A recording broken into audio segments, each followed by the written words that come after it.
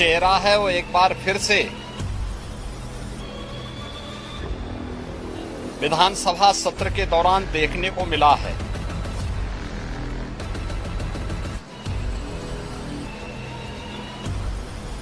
विधानसभा सत्र को हंगामे के हवाले करना, प्रदेश के युवाओं, किसानों, महिलाओं और गरीबों के साथ भारी अन्याय है। मानसून सत्र में युवाओं के लिए, अन्नदाता किसानों के लिए, आधी आबादी महिलाओं के लिए और गरीबों के लिए नई स्कीम, नई योजनाएं प्रारंभ हो, युवाओं के एम्प्लॉयमेंट के लिए, उनकी स्किलिंग के लिए, अन्नदाता किसानों के लिए कोई नई योजना घोषित हो सके, गरीबों के कल्याण के लिए कुछ नए कार्यक्रम आगे बढ़ सकें और महिलाओं के सम्मान और उनके स्वावलंबन के लिए भी कुछ अतिरिक्त प्रयास आगे बढ़ें। इसके लिए हम लोग 59,000 करोड़ रुपए से अधिक की अनुपूरक बजट को भी लेकर के आए थे, जिनके लिए इन सभी मदों में धनराशि की व्यवस्था भी थी। नई योजनाओं को घोषित करने के लिए चर्चा विधानसभा में हो सके, इसके लिए उन कार्यक्रमों के साथ हम लोग आए थे। लेकिन समाजवादी पार्टी के नकारात्मक रवैये के कारण युवाओं के मुद्दे पर, अन्नदाता किसानों के मुद्दे पर, महिलाओं के स्वावलंबन के मुद्दे पर या गरीबों के लिए बनने वाली वेलफेयर की अन्य स्कीमों के मुद्दे पर सदन में समाजवादी पार्टी ने कोई चर्चा नहीं होने दी। इनका ये आचरण असंवैधानिक भी है, युवा विरोधी है, किसान विरोधी है, महिला विरोधी है और गरीब विरोधी भी है। 59,000 करोड़ रुपए से अधिक का अनुपूरक बजट इन नई मांगों के साथ साथ प्रदेश के इंफ्रास्ट्रक्चर की स्ट्रेंथनिंग के लिए, एक्सप्रेस वे के नेटवर्क को और बेहतर बनाने के लिए जो माननीय जनप्रतिनिधियों ने डिमांड की थी, उसके लिए भी धनराशि का प्रावधान किया है। हमने प्रदेश के अंदर उस तबके के लिए जो अब तक प्रदेश के विकास में मजबूती के साथ लगकर के काम कर रहा था, आंगनवाड़ी, आशा वर्कर, रसोइया, ग्राम चौकीदार,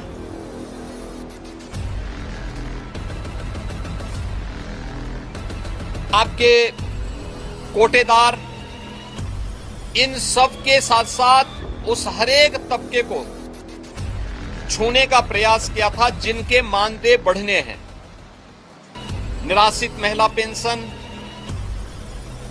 वृद्धावस्था पेंशन, दिव्यांगजन पेंशन में भी वृद्धि हो, चर्चा हो। जो लोग अब तक इन योजनाओं से जुड़ नहीं पाए थे, उन लोगों को जोड़ने का प्रावधान हो। इन सब पे सदन में चर्चा हो। लेकिन समाजवादी पार्टी का नकारात्मक रवैया सदन में और माननीय सदस्यों के द्वारा उठाए जाने वाले इन महत्वपूर्ण मांगों को मजबूती के साथ आगे बढ़ा सके, इसमें रुकावट बनी। लेकिन उस सब के बावजूद विधानसभा ने सप्लीमेंट्री डिमांड को पारित किया है और पारित करने के साथ ही बहुत शीघ्र इन सभी तबके के लिए, मैंने जो कल भी कहा था कि उत्तर प्रदेश सरकार ने आउटसोर्सिंग कमीशन का गठन कर दिया है। एक न्यूनतम मानदेय हर एक आउटसोर्सिंग कर्मी को प्राप्त मानदेय बढ़ने हैं। निराश्रित महिला पेंशन, वृद्धावस्था पेंशन, दिव्यांगजन पेंशन में भी वृद्धि हो, चर्चा हो। जो लोग अब तक इन योजनाओं से जुड़ नहीं पाए थे, उन लोगों को जोड़ने का प्रावधान हो। इन सब पे सदन में चर्चा हो। लेकिन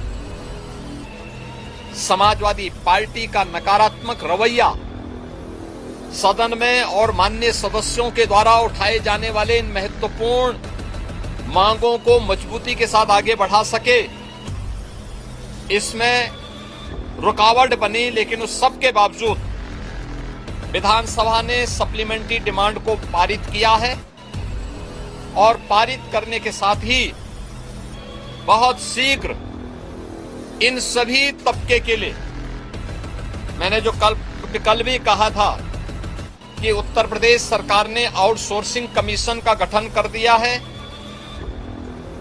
एक न्यूनतम मानदेय हर एक आउटसोर्सिंग कर्मी को प्राप्त हो और उसको हर प्रकार की सामाजिक सुरक्षा की गारंटी भी प्राप्त हो, उसको हम अगले बहुत शीघ्र उसको आगे बढ़ाने जा रहे हैं। उसके लिए धनराशि की व्यवस्था हमने बजट में कर दी है। आंगनवाड़ी, आशा वर्कर, रसोईया, ग्राम चौकीदार या कोठेदार, इन सब के इंसेंटिव और इनके मानदेय को बढ़ाने के लिए भी धनराशि की व्यवस्था हम लोगों ने बजट में की हुई है और उसको भी हम अब विधानसभा से बजट पारित होने के उपरांत विधान परिषद में पारित होगा। विधान परिषद से पारित होने के उपरांत फिर इस बजट को हम लोग अलग अलग कार्यक्रमों के माध्यम से उस तबके तक पहुंचाने का काम भी करेंगे। समाजवादी पार्टी का यह चरित्र इस तबके को अपमानित करने वाला है, जो अल्प मानदेय प्राप्त करने के बावजूद प्रदेश के विकास के लिए और 25 करोड़ जनता जनार्दन की सेवा के लिए पूरी प्रतिबद्धता के साथ कार्य कर रहे हैं। इससे पहले भी इन्होंने शिक्षा मित्रों के भविष्य के साथ खिलवाड़ किया था। हमारी सरकार ने शिक्षा मित्रों के मानदेय को 10,000 से बढ़ा करके 18,000 किया है। पहले 3,000 ये मानदेय मिलता था, हमने 3,000 से 10,000 किया, 10,000 से 18,000 किया और उन्हें 5 लाख रुपए की कैशलेस की सुविधा भी उपलब्ध करवाई। अनुदेशकों को प्रदेश में 9,000 मिलता था, उन्हें 17,000 रुपए उनका मानदेय किया और उन्हें कैशलेस की सुविधा भी उपलब्ध करवाई। बेसिक, माध्यमिक, उच्च शिक्षा से जुड़े हुए जितने भी शिक्षक हैं, इनके मानदेय को इनको कैशलेस की सुविधा उपलब्ध करवाई। अन्य तमाम तबके के लिए बेहतरीन स्कीम को लेकर के, योजनाओं को लेकर के हम सप्लीमेंट्री डिमांड्स में आए थे और इन सब के साथ साथ सामाजिक न्याय के लिए अपना जीवन समर्पित होने वाले उन सभी महापुरुषों के लिए, जिनमें बाबा साहब भीमराव अंबेडकर हैं, जिनमें महर्षि वाल्मीकि जी हैं, संत शिरोमणि सदगुरु रविदास जी महाराज हैं, सामाजिक न्याय के पुरोधा के रूप में और महिला शिक्षा का पुरजोर समर्थन करने वाले संत ज्योतिबा फुले हैं, साहू जी महाराज हैं। इन सभी लोक माता अहिल्याबाई होलकर जी हैं। इन सब के बारे में भी हम लोगों ने इस बजट में चूंकि प्रावधान किया है 407 करोड़ रुपए उनकी मूर्तियों पे छाजन लगाने और सुरक्षित पार्क के लिए, बाउंड्री वॉल के लिए इतनी धनराशि की व्यवस्था इस सप्लीमेंट्री डिमांड्स में थी, वह न पास हो, इसके लिए समाजवादी पार्टी ने लगातार सदन की कार्रवाई को बाधित किया, लगातार व्यवधान पैदा करने का लगातार प्रयास किया। लेकिन इनके व्यवधान के बावजूद सप्लीमेंट्री डिमांड्स विधानसभा से पारित हुई है। विधानमंडल से पारित होने के उपरांत ये सभी कार्य तय सीमा के अनुरूप आगे बढ़ेंगे और सामाजिक न्याय के सभी पुरोधाओं को, सभी महापुरुषों को भी सम्मान मिलेगा।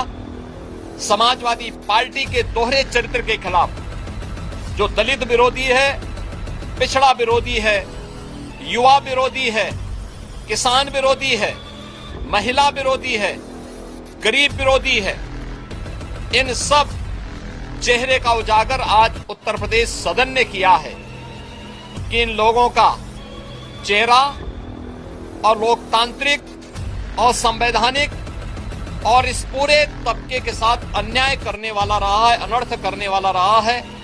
समाजवादी पार्टी के इस अलोकतांत्रिक और संवैधानिक व्यवहार को, जो शर्मनाक व्यवहार लगातार सदन में देखा गया है, हम इसकी निंदा करते हैं और प्रदेशवासियों को इस बात के लिए आश्वस्त करते हैं कि डबल इंजन की एनडीए सरकार ने पिछले 9-9.25 वर्ष के अंदर जिस प्रतिबद्धता के साथ समाज के प्रत्येक तबके के हितों के लिए कार्य किया है,